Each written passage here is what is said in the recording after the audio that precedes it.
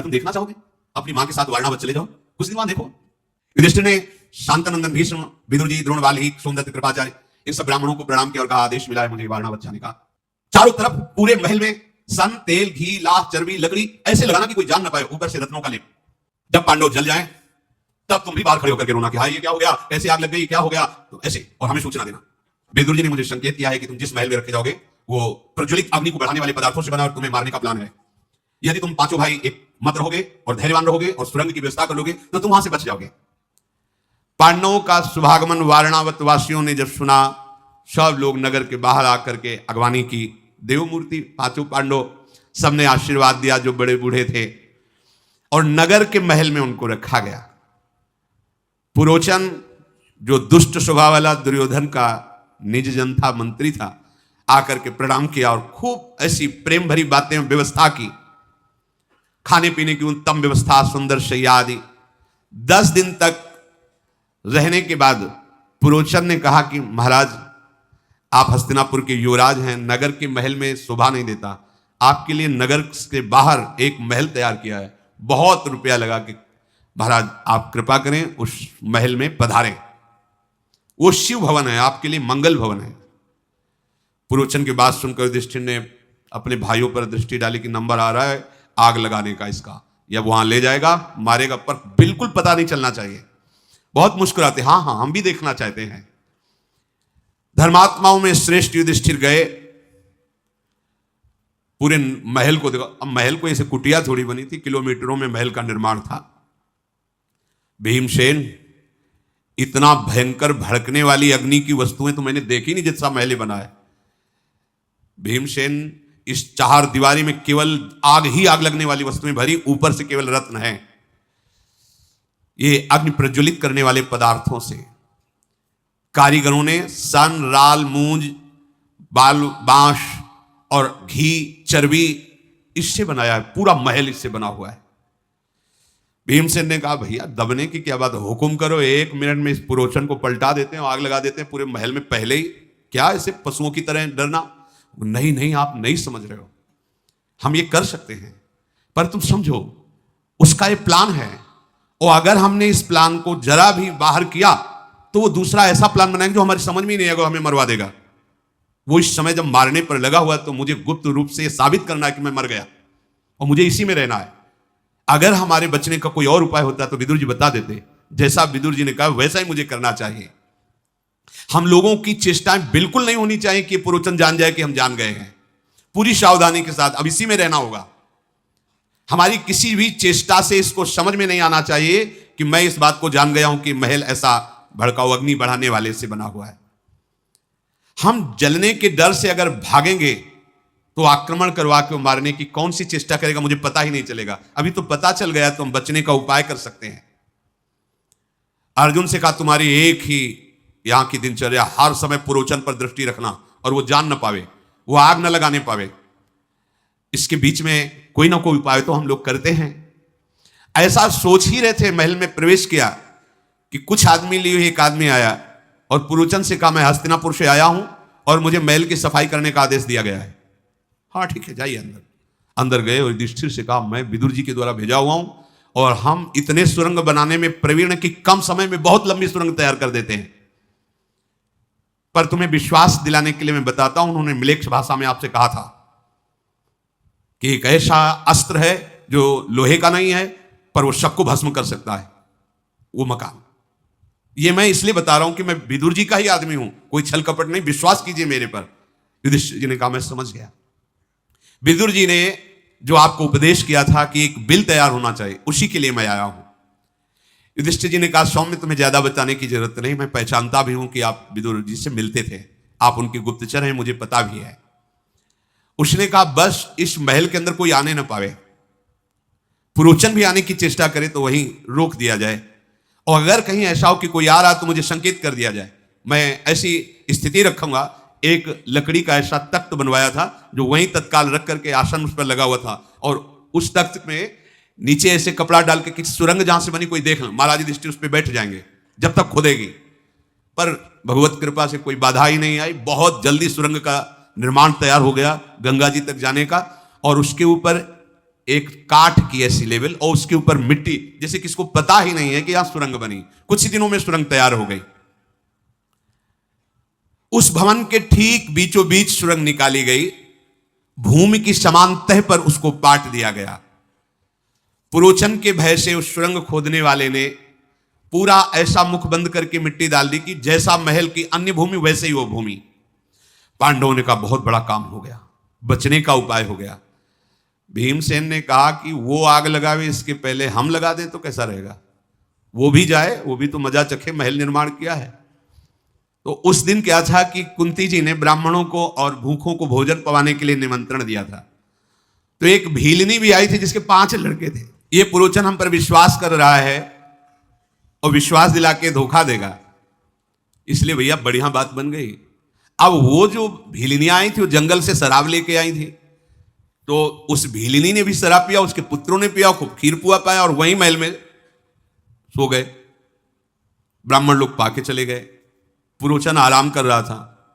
भीमसेन ने गदा उठाई, एक गदा मारी तो जो सुरंग का दरवाजा था टूट गया, निकलो बाहर। और वहीं से आग लगाई जहां पुरोचन सो रहा था। पूरा महल वो इतना प्रज्वलित है, एक जगह छुआती पूरा महल बम से, जैसे बम फूटता है ऐसे पूरा महल आग आग हो गया। रात भर आग जलती रही, इतना उसमें सामान था। अब तो वारणावत में हाहाकार मच गया, ये क्या हुआ, महल में अचानक आग लग गई, सब लोग पांडव भस्म हो गए, बड़ा आर्त भाव। अब भगवान की देखो लीला की, 5 पांडव मर गए और कुंती भी मर गए, इसके प्रमाण के लिए भीलनी उसके 5 पुत्र वहीं जल गए। चारों ओर आग ही आग। पूर्वासी जन दीन ताले हाय हाय करके सब घेरे हुए हैं आसपास। ये पुरोचन जरूर पापी इसी में लगा रहा कि पांडवों का विनाश कैसे। धिक्कार है धृतराष्ट्र की बुद्धि को, धिक्कार है दुर्योधन की बुद्धि को। ऐसा पूरी रात खड़े रहे। जब दिन हुआ तब वहां जांच शुरू हुई लोग ऐसे। वो जो सुरंग बनाने वाला था बड़ा प्रवीण था। प्रथम गेट से लोग देख रहे हैं कौन जला, वो भाग के वहीं गया जहां सुरंग थी और सारी आग सब भर के कि सुरंग का नामो निशान न रहे, अपने आदमियों के साथ, और फिर आकर उनके बीच में सम्मिलित हो गया। इधर भय से युक्त तो पांडव हैं, सुरंग से जा रहे हैं और लंबी सुरंग।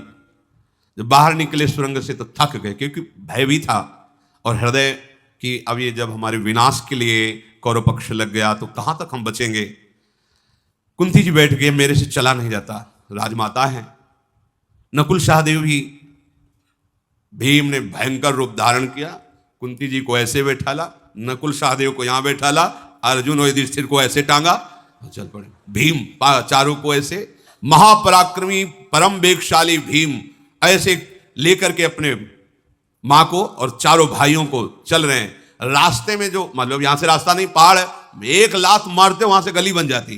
कोई वृक्ष सामने आता जरा से धक्का में गिरा देते। वायु वेग से, पवन पुत्र हैं भीम, तो वो रास्ता बनाना नहीं पड़ता, जिधर से चलते रास्ता बनता चला जाता। तेजस्वी वायु की गति के समान अपने पैरों के ठोकर से पृथ्वी को विदीर्ण करते हुए आगे बढ़ रहे थे। परम ज्ञानी विदुर जी ने पहले ही नौका लगा रखी थी गंगा जी के किनारे। जब वहां गए तो नौका को चलाने वाला आया, प्रणाम किया और कहा मुझे विदुर जी ने आपकी सहायता के लिए भेजा है और मैं उनका हूं, इसलिए आपको बता रहा हूं कि आपको उन्होंने म्लेच्छ भाषा में उपदेश किया था और ये उपदेश किया था, क्योंकि विश्वास होना, पता नहीं दुर्योधन का आदमी हो तो। उनका हाँ मुझे विश्वास है। बोले आप आराम से नाव पर बैठिए और बहुत दूर धारा से बहुत दूर जाकर के उनको उस पक्ष में किनारे पे छोड़ा। भयंकर जंगल, पूरे जंगल में कहीं पैर रखने की जगह नहीं, बड़े बड़े कांटे बांस जैसे जंगल होते हैं और बड़े ही हिंसक जंतु। कुंती जी ने कहा आप कहां जाएं? तो भीम जी ने कहा आपको चिंता करने की जरूरत नहीं मां, कोई भी इस वन में ऐसा पशु नहीं है जो तुम्हारे पुत्रों की तरफ आंख दिखा सके। महाबलशाली भीम जी साथ है। उस नाव में बैठकर से उस जंगल में उतरे। चारों भाइयों ने कहा इस जंगल में हम प्रवेश ही नहीं कर सकते। भीम ने कहा वैसे ही बैठो। माता कुंती को ऐसे बैठा ला, ऐसे चारों को लिया, बड़े वेग से आगे बढ़े। आगे बढ़ने पर कुंती ने कहा मैं प्यास से प्राण त्याग रही हूं, बहुत प्यास लगी है, मुझे पानी चाहिए। तो एक विशाल वृक्ष था पीपल का, वहां साफ करके अपने भाइयों को और मां को विराजमान किया और कहा, अर्जुन सावधान रखना, जंगल है, मैं जल की खोज में जाता हूं। एकांत में उनको विराजमान करके और जल की खोज में गए तो सारस की आवाज आ रही थी। सोचा ये पक्षी वहीं रहते हैं जहां आसपास जल होता है। वहां समीप गए तो बड़ा निर्मल सरोवर था, जल पिया। अब ले किसमें जाए, तो अपना ऊपरी चद्दर, अब भीम का चद्दर तो भारी चद्दर हो, उसको गीला किया, क्योंकि चद्दर में पानी थोड़ी रुकेगा। उसको गीला किया तो कम से कम अंजुली अंजुली पीने को मिल जाएगा। कैसी विपत्तियां आती हैं धर्मात्माओं के ऊपर, जरा सी विपत्ति में हम धर्म छोड़ देते हैं। इन महापुरुषों ने कैसे भयंकर कष्ट सहते हुए धर्म का, सत्य का त्याग नहीं किया। जब वहां गए तो वहां सब शिथिल होकर सो रहे थे, तो सोचा कि जगाना तो ठीक नहीं है, पर मुझे जगना आवश्यक है। वो जग ही रहे थे कि एक विशाल काय दैत्य बट वृक्ष में रहता था, उसकी गंध में मनुष्य की गंध आई। जैसे पका तरबूज खरबूजा होता है तो सुगंध आती है, ऐसे उनको अपने खून की गंध आती है।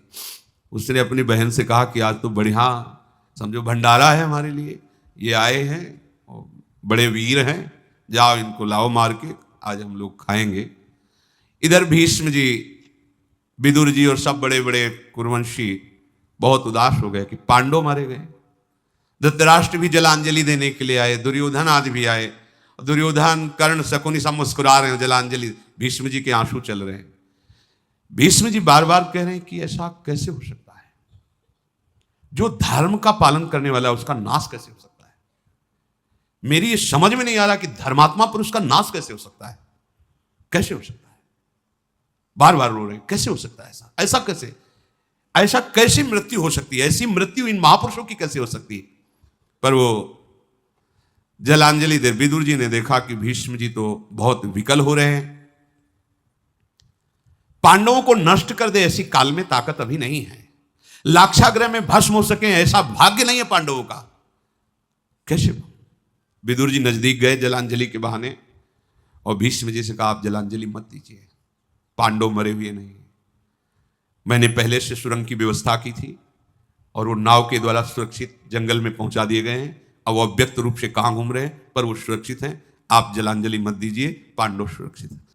श्रमित होने के कारण सब बेशुद्ध हो रहे हैं। कुंती जी भी सो गई, युधिष्ठिर जी, अर्जुन जी, नकुल जी, सहदेव जी विचार करने लगे कि हस्तिनापुर के महल में उत्तम शैया पर भी जिनको सहज में नींद नहीं आती थी, ये आज हमारा परिवार भूमि पर पड़ा हुआ ऐसा बेशुद्ध सो रहा है, ये उचित नहीं है। जिसके हम जैसे महारथी पुत्र है, उस मां को ऐसी अवस्था में, पर प्रारब्ध बड़ा बलवान है, विधान बड़ा बलवान है।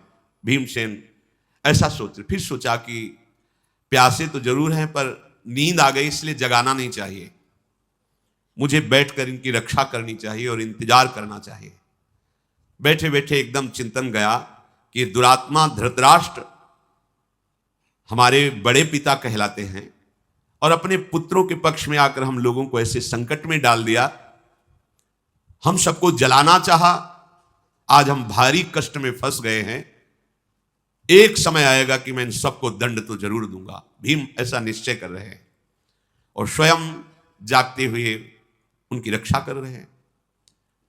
जहां पांडव विराजमान थे वहीं पास में एक साल वन था, वहां ऊंचे साल वृक्ष पर बड़ा ही भयावह बलवान राक्षस रहता था, हिडिंब।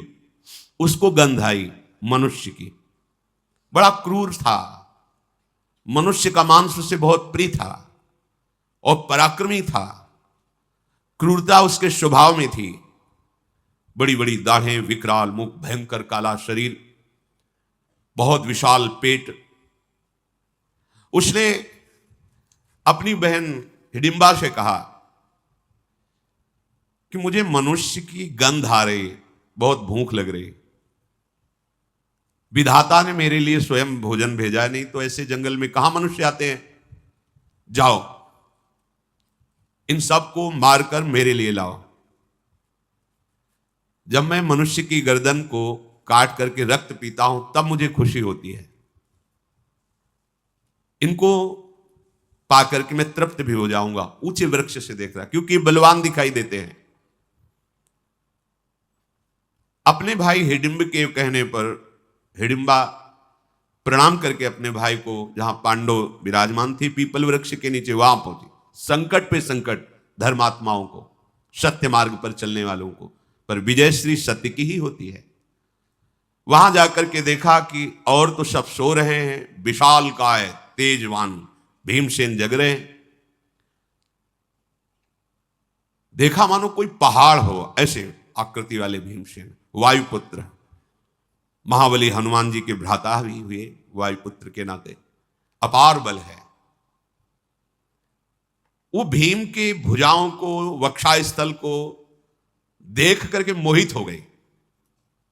विचार किया कि भाई तो क्रूरता भरी आज्ञा करी कि इनको मार के ले आओ, अगर मैं इनको मारूंगी तो 2 घड़ी में सबको खा जाएंगे, और अगर मैं इनको प्रसन्न कर लूं तो जीवन भर इनके साथ रह सकती हूं। भगवान जिससे भक्त का मंगल होता है हर विधान वही कहते। कई बार सत्संग में कहा है, तुम्हारे सामने तलवार आएगी, डरना मत, वो हार बन करके गले में पड़ जाएगी, वो तुम्हारे गले में खरोच भी नहीं पैदा कर पाएगी। प्रभु का यदि विधान है कि आ जाओ हमारे पास, तो किसी भी बहाने से शरीर छूटे जाना है। अगर प्रभु का विधान नहीं तो डरना मत। बड़े से बड़ा क्रूर आदमी भी आपके समीप आकर के वो प्रतिकूल चेष्टा करे तो भी वो अनुकूल होकर आपके पास आ जाएगी।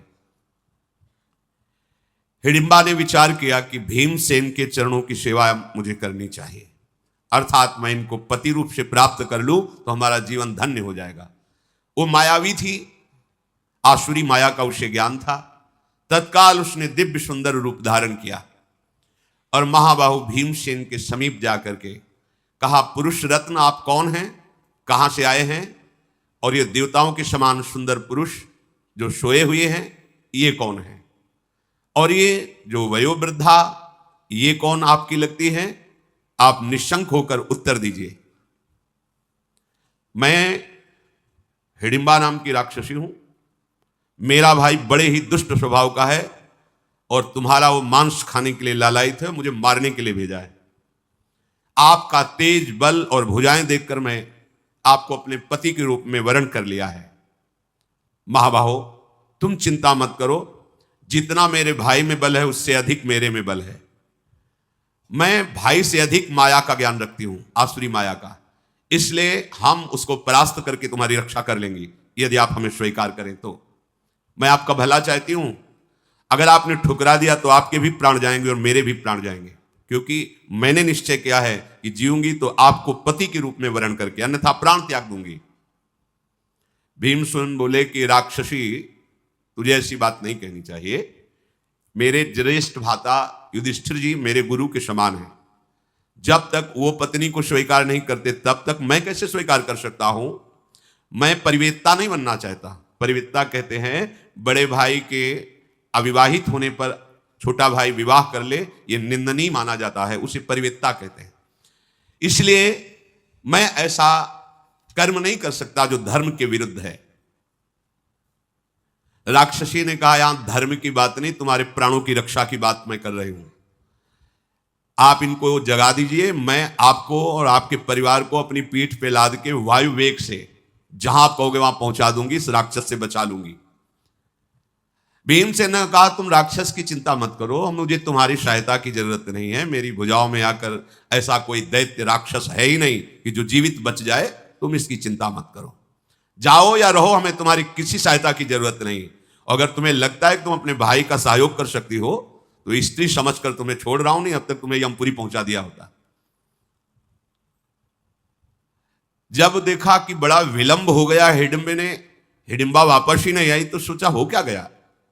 वो साल वृक्ष से नीचे उतरा और पांडवों के पास आया। दूर से देखा सुंदरी रूप में हिडिंबा, समझ गया कि इसके हृदय में दया आ गई क्या, हमारे राक्षसी स्वभाव को छोड़ करके दयावान हो गई क्या।